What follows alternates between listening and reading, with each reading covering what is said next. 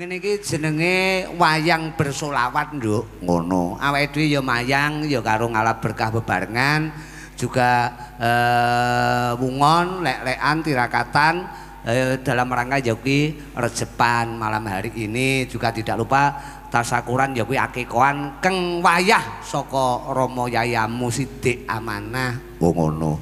Sesuai kaya sing tak aturke ngarep mau, Nduk. Ya. Tapi iki mumpung Niken Salindri iki diarep-arep suwe banget iso sowan dilalah kapan-kapan dek kapan kae tak hubungi iki mesti pas tempuk. Oh ngono.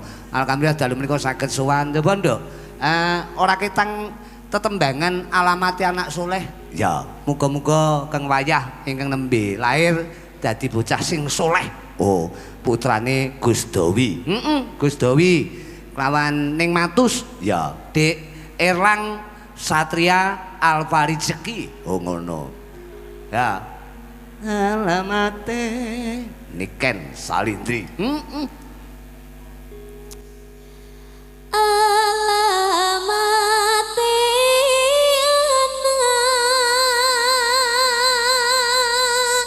anak soleh iku papat batane mukmin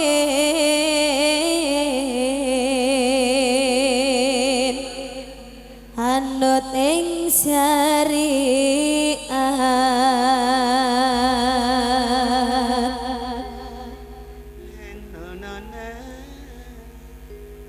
kang dihin lisani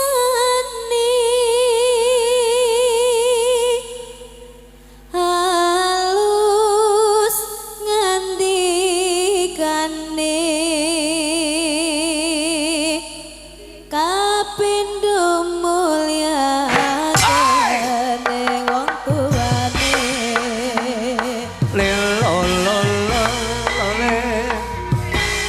Buat Albatua lainnya semuanya, ono suara dari Niken Salindri, Alamate anak soleh, Cakra Budaya Indonesia.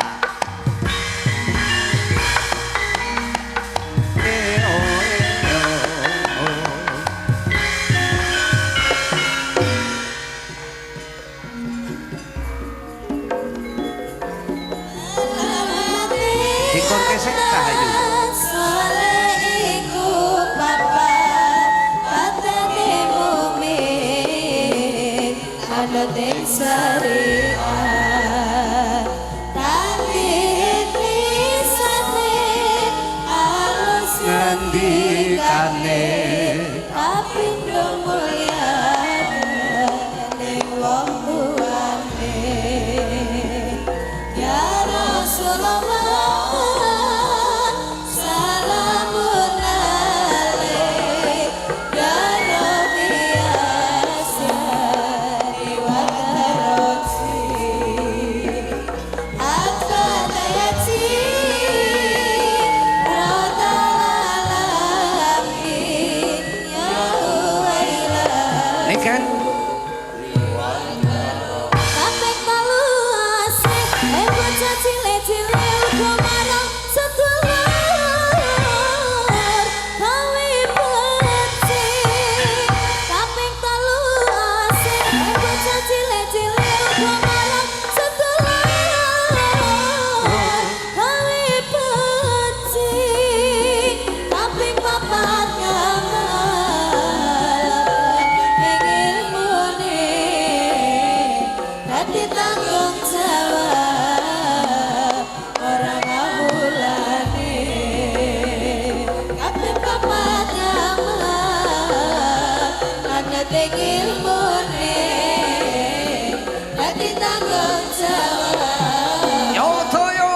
ngabulane saking ulama gawe pitutur alamati bocah dadi jujur iku saking ulama gawe pitutur alamati bocah dadi jujur muga-muga kita bisa ngalampahi dunia akhirat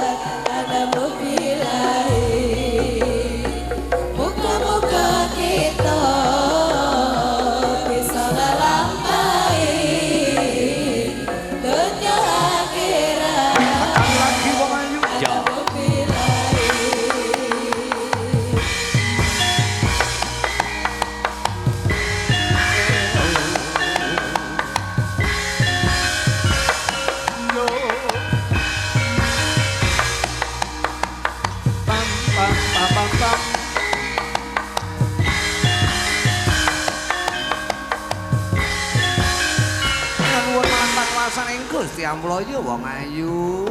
Ya yung